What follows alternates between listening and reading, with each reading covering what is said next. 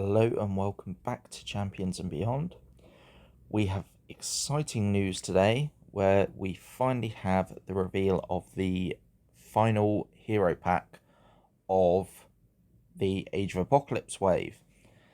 And we are going to get Magneto as a playable hero within Marvel Champions. Now, I've had a quick read through the article, but I haven't looked at any of the cards. We're going to go and we're going to do this as a live first reaction. So let's see what they've shown us from Magneto. They have listed that he's going to come with a modular encounter set at the back of the pack. It's going to be the Hellfire Club, which is quite fun. It's quite a thematic villains and enemies of the X-Men. So it's nice to see them in the game. He is due out in November, so we are just getting this one wave this year. With any luck, when Gen Con rolls around, we're gonna see a little bit more information about what we have coming up in the future. What we have coming up in the future for Marvel Champions. Sorry, I've posted this article up quickly to several other places to try and get the information out there. So I apologise if there's any messages going off. Right, so we are going to look at the cards. So the first card here is the Magneto Hero card. Straight away, 2/2/2 stat line. He has been given the X-Men trait. So there's no Brotherhood. He's going to fit in with all your X-Men builds. So how good that's going to be. Obviously, X-Men have got some fantastic cards. So, you know, he's going to get access to all of that. They could have done something to maybe block him out of some of the combos, but they've chosen not to. His special rule, so hit points of 10, hand size 5 in hero, pretty standard. Hit points of 10 seems a little bit low, maybe for Magneto. We might see some more stuff coming up. Special rule is magnetic pull. Action, discard cards from the top of your deck until a magnetic card is discarded. Add that card to your hand, limit once per round. Now, they have said within the article that all of his signature cards are magnetic cards. So essentially, this is the Kamala Khan, the Miss Marvel ability, but it's in hero form. And obviously, hero cards tend to be the most powerful cards in the game. You're going to constantly be able to have a hero card in your hand. So I imagine card 2 is... Oh, it's not his alter ego. Okay, I guess we get to see that a little bit later. Magneto's Helmet, 3-cost upgrade. Kind of on par with other helmet upgrades. I'm thinking Ant-Man's helmet. Armor and Magnetic. Magneto gains Steady. So... you know, that's always going to be helpful. Resource, exhaust Magneto's helmet, generate a wild resource for a magnetic card. So this is just going to be a resource generator for his own hero-specific cards. 3 cost, you get the Steady as well. It seems about on par for him. We then get Magneto's Armor. This one's a 2-cost upgrade. Armor and Magnetic. Response. After you resolve your magnetic pull ability, if you discarded at least one of the following resource icons. So mental, you get +1 thwart for the round. Physical, you get +1 attack for the round. Lightning, you get +1 defense for the round. So, hell, you do your magnetic pull ability, you get rid of all 3 resources, you go up to a 3/3/3, which you look in leadership for the cards like the ones that came in Ironheart, the go all out and push ahead, which would suddenly be doing, 9 thwart or 9 attack. There's some pretty good combos there. He does come in leadership. That's kind of what's making me think about that. But even so, in any aspect, getting a buff to your stats, it's going to help you, especially in solo, manage the board state. So we then get Asteroid M, which is a support card, 2 cost. Alter Ego action, exhaust Asteroid M, shuffle the topmost magnetic card from your discard pile to your deck, and heal 1 damage from your identity. So the heal, it's basically a crew quarters, but you're getting a card back as well. Not bad support for 2 cost. It's really going to help him when he does decide to flip down, to help him get those cards back that he'll have already used, because they won't be ones you've discarded because they're magnetic, but they'll be cards that you've already used, or potentially cards that you've lost from actions like Caught Off Guard or anything like that. So we then get his alter ego. So Eric Leshner, is it? Lesher? Sorry. I don't actually know.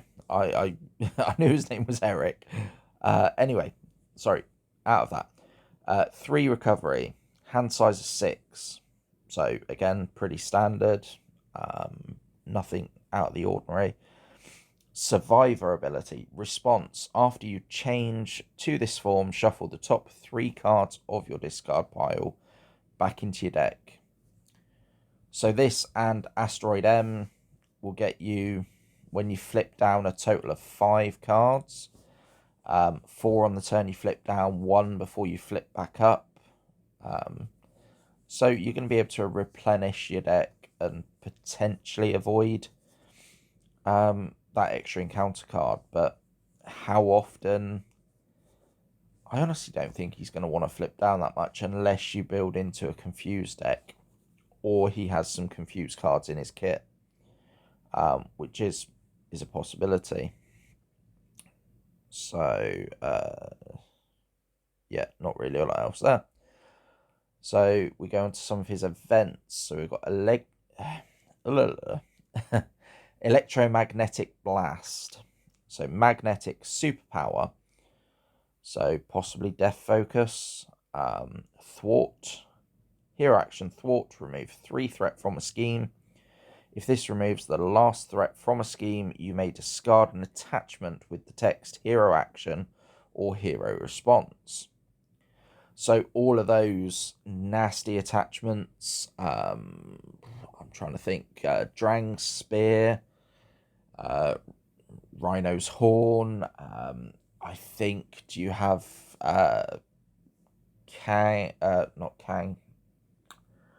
Ronan's hammer? I think you take damage and you shuffle it back into the deck, but you're just going to be able to discard it. The Green Goblin, stuff like the Glider, getting rid of the Glider straight away is fantastic. Sorry, not Green Goblin, Venom Goblin even. Yeah, there's some really useful attachments that you can help get rid of this way, and possibly some in Apocalypse. I can't remember what they say, whether or not they're hero actions. I think they're all hero actions, aren't they, or hero responses. So plenty of opportunity to help get rid of those nasty attachments. Even, going back to the likes of Thanos and getting rid of his helmet and his armor, those cards is really useful. So, and who knows, potentially maybe a couple of these. There's usually like a couple of thwart events. We've then got Metal Shards. So Metal Shards is the attack. It's also a superpower. It's also the magnetic card. Hero action attack, deal 7 damage to an enemy. If the attack defeats the enemy, then gain a tough status card. You know, fantastic. Any minion, you know, even if you don't get that tough status card because you've just dealt 7 damage to the enemy, 3 for 7 is only just behind kind of swing and web kick. Getting that tough kicker kind of brings it up to par, I suppose. But yeah, decent amount of damage. Yeah, decent card. And who knows, 2, 3 copies maybe. 10 of 15. What's so electromagnetic is 8 of 15. What else did we have? We had 1, 3, and 2. So there's quite a few cards there that we haven't seen yet. Said about Death Focus, we are getting a reprint of Death Focus. Now, previously the only way to get hold of this card was buying the Galaxy's Most Wanted campaign. Very useful card. It's really useful in a lot of the X-Men decks, so I think it makes sense that they have finally done a reprint of it. 1 cost upgrade, max 1 per player, hero action, exhaust Death Focus, reduce the resource cost of the next superpower card you play this turn by 1. So that's taking your attack card down to 2, that's taking your thwart card down to 1. Really, really useful card. And yeah, very useful in the game. Really pleased to see a reprint of this.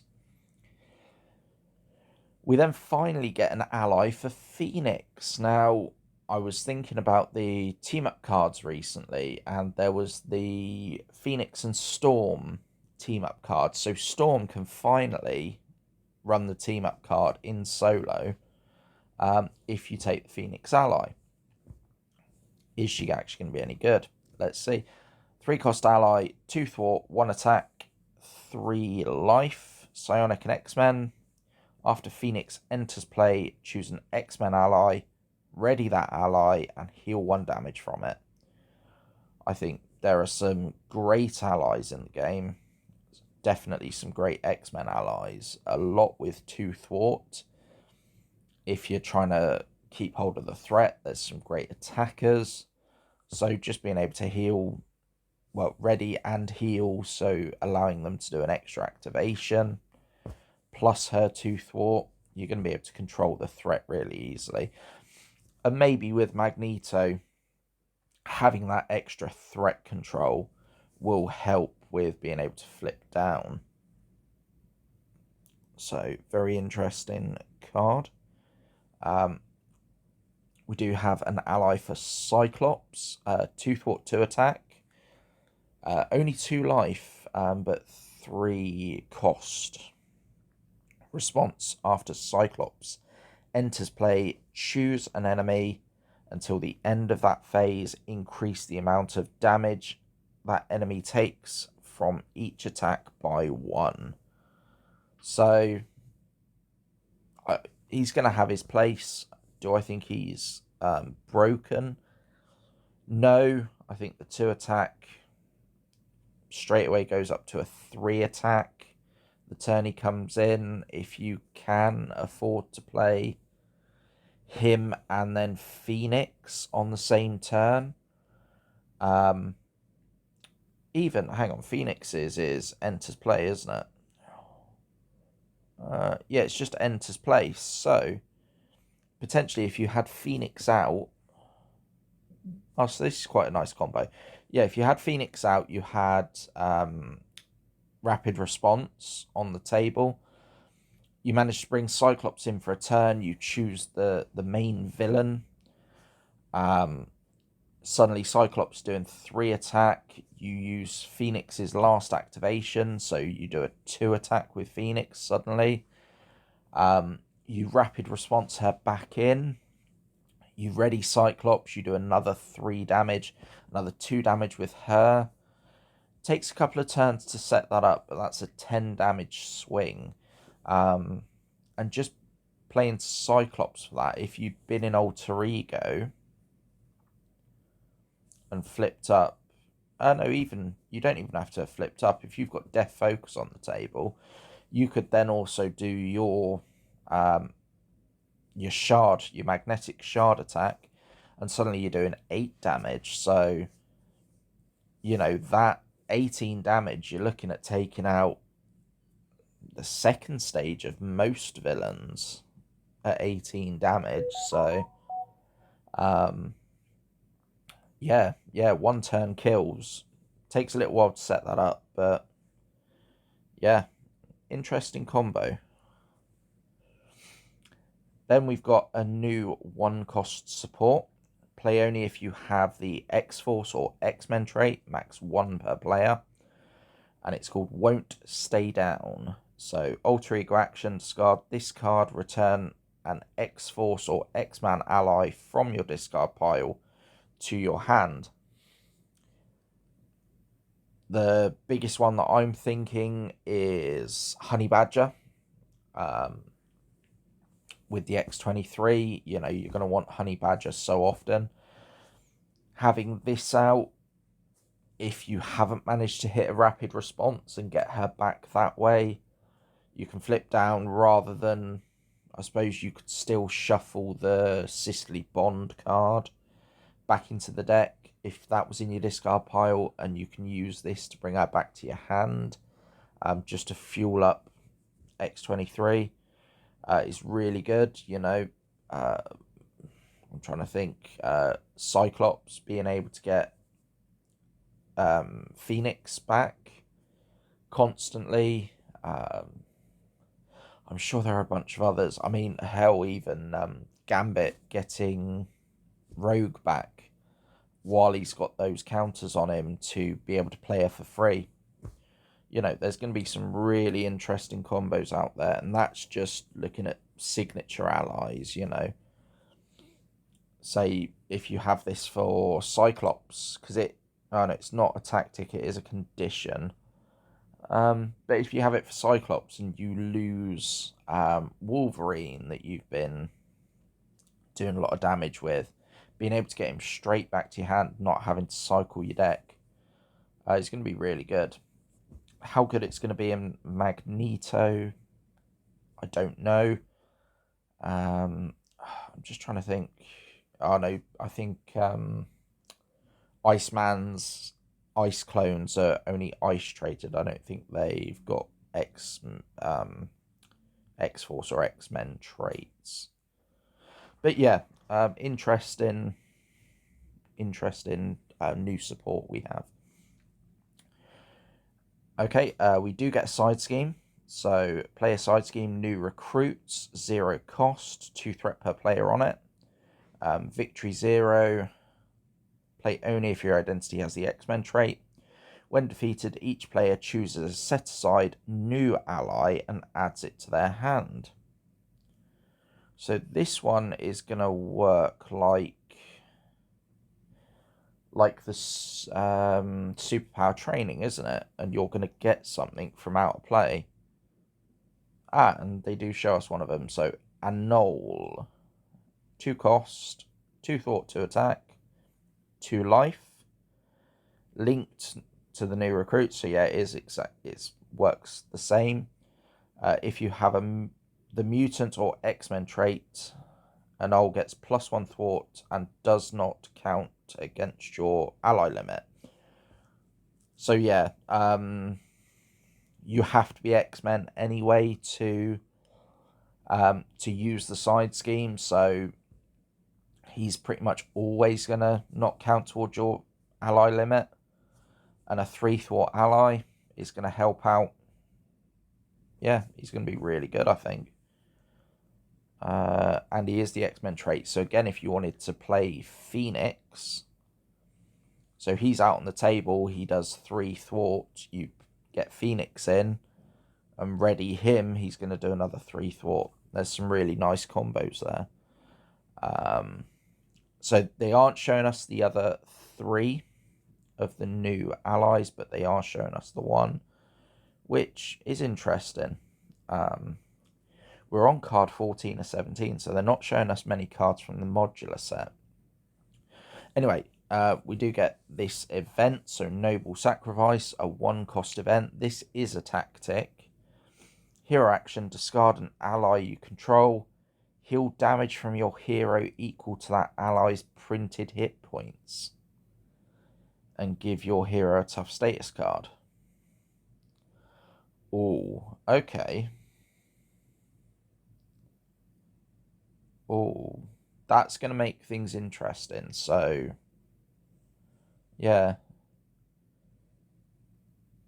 Most of the time you want to use your allies for their thwarting, for their attacking, but being able to heal up and get that tough as well. I think I'm going to have to play with this card before I really decide if I like it or not. I'm not the greatest fan of the... I mean, this would work great, actually, with a sneak attack deck, which I'm not the greatest fan of a sneak attack deck, but this, added into that, you suddenly have the go down swinging that does damage, there is a thwart one, I can't remember what that's called. No, I can't think of it, but yeah, so you're going to have potentially a thwarty one, an attacky one, and then this one's a healy one. That could actually make a sneak attack deck a little bit more interesting. I actually haven't played an X-Men sneak attack deck, so... well, November time he comes out. That might be on the docket for a deck to build. So we are now into the Hellfire modular set. It is only a 5-card set. So Sebastian Shaw, toughness, villainous, 1 scheme, 2 attack, 5 hit points, 3 boost icons, so you're not going to like to see him either way. After Sebastian Shaw is attacked, give him a face down boost card. He cannot be attacked more than... he cannot be attacked again this phase. So you're either going to need to do a piercing attack that takes him out turn 1 to get rid of him, or your first attack is just going to take off the tough. You can't deal anything with him, and he's going to attack you with 2 boost cards. This could very much be like the Sinister Assault modular set, where everything has high boost icons. So potentially he could hit you for 8 if you don't do a piercing attack. And then you're just going to have to blast him down on the second turn. I suppose, unless you could like energy barrier the tough off, or I suppose there are ways to deal damage that aren't attacks. Plan B, I've been using recently, and that would get rid of the tough, which would allow you to do a big attack. But yeah, interesting. We've got another couple of cards to see. So Seline, 1 scheme, 1 attack, quick strike, and villainous. 4 life. Allies cannot attack Seline. Okay, so it's going to have to be a hero. There's not going to be many heroes that will take her out with 1 punch, so you're going to have to use an event on her. Yeah, she's going to be okay. She's going to take your attention away from the main villain, so that's going to be the big issue there. She has got boost icon, so discard an ally you control. So if you're not seeing her come out as a character, she is just going to delete an ally from your board, which could be... Oh, you imagine if you only have 1 ally in play, and she comes out, and that ally is your blocker, it gets rid of the ally and then does the stops the block. So could be interesting. Last card here, the Inner Circle. The Inner Circle of the Hellfire Club. Yeah, 4 threat on it. Adds a boost icon to every card. It's got an amplify. When revealed, place 2 additional threat here for each Hellfire card in play. So could get worse if the allies are out.